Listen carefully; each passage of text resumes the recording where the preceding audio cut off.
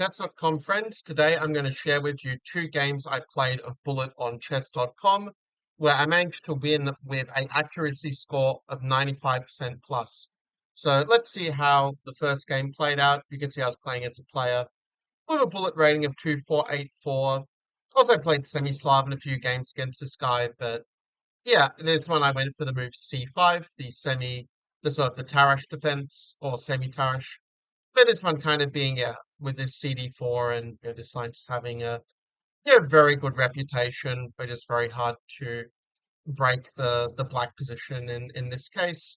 Like at a high depth, the engine just give this a 0-0-0, but in the game my opponent played the move E3, the main alternative just to keep a bit of that tension.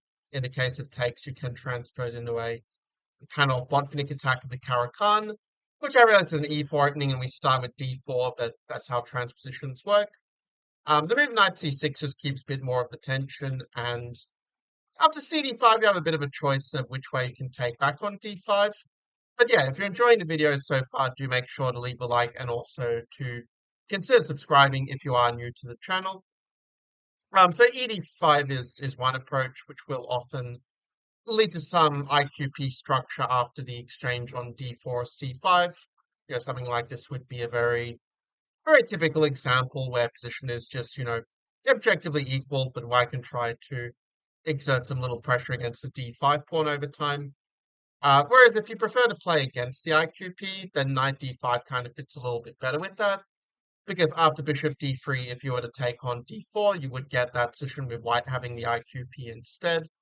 If you're wondering what IQP stands for, it's just short for isolated queen's pawn, which is a pawn that doesn't have the e pawn or the c pawn to back it up as such. But after dc5, yeah, I was a little surprised to see this move here, and I figured that, okay, I can just play knight c3. And even though I have this slightly awkward capture here with knight d8 or king d8, that this would be outweighed by the pawn on c3 being a little bit stuck. Now thinking about maybe I would have taken with the king and put the king on e7, but the difference is pretty marginal.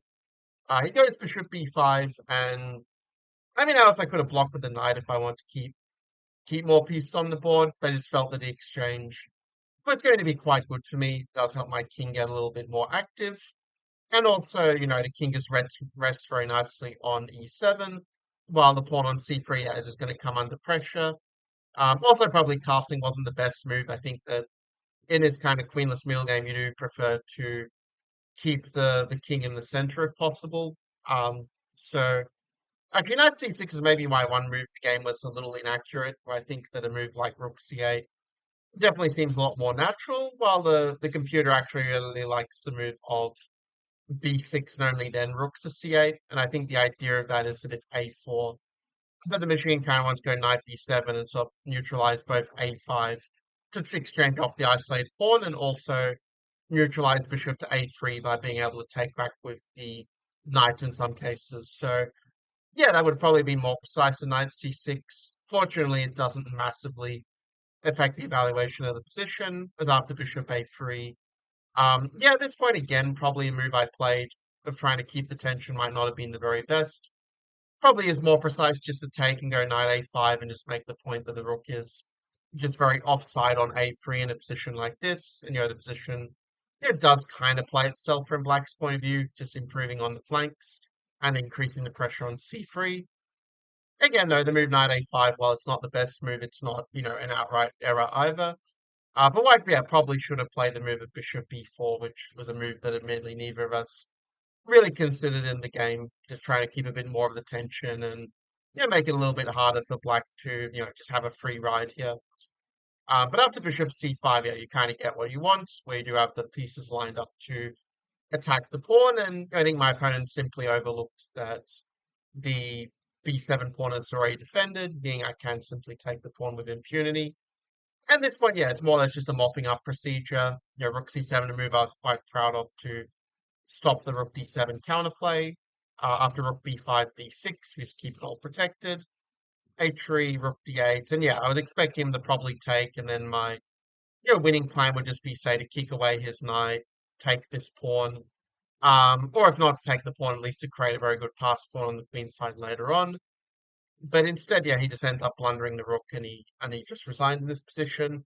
So a pretty convincing win, but let's also see the second game where I managed a accuracy of 95% plus. I think this is about 95.2% accuracy. And maybe looking at the game a little bit deeper with the engine, I kind of feel like a couple of moves that I played were probably not as good as the automatic analysis said. But still a game I was pretty happy with. I mean, I played 26 games against this guy.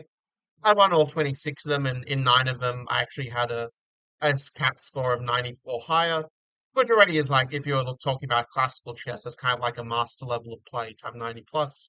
So to get that in bullet is obviously pretty nice, and this is not the first time I've used this move order against this guy. Like, kind of the idea is that after bishop d6 and knight c3, you kind of just move order him into into an improved Moran type of position, where you just have the space advantage here.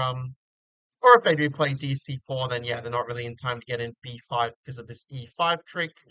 But also e5 bishop g5 just gives you kind of again this improved version of a normal Moran type of position where pieces are just that little bit more active than usual. So to avoid this, my opponent decided to play in the normal Moran style with the move of b5 here. But this is a little bit less precise because of the fact that I haven't played the move of knight c3 yet. Which actually is quite significant because let's say if white plays a move like a4, to which black will often play a move like b4, well, if the knight isn't having to move back and forth, then in a certain sense you kind of just gain two tempi compared to a normal position here as white. Granted, maybe that's only enough for a small advantage, but that's still going to be something to work with in this case. Um, but yeah, I decided to play it a bit more ambitiously. I'm quite proud of the move I played here in e4, just grabbing that center and sort of beating black to the punch, not really giving him time to get in a c5 break so readily. After move a6, maybe my best move might be just to play something like a4 and again just make it harder for black to get in the move like c5. But the move I played at e5 is a little bit more dynamic, just using the fact that he hasn't really got in the move c5 yet, so I can just play a bit more aggressively and just put the pressure.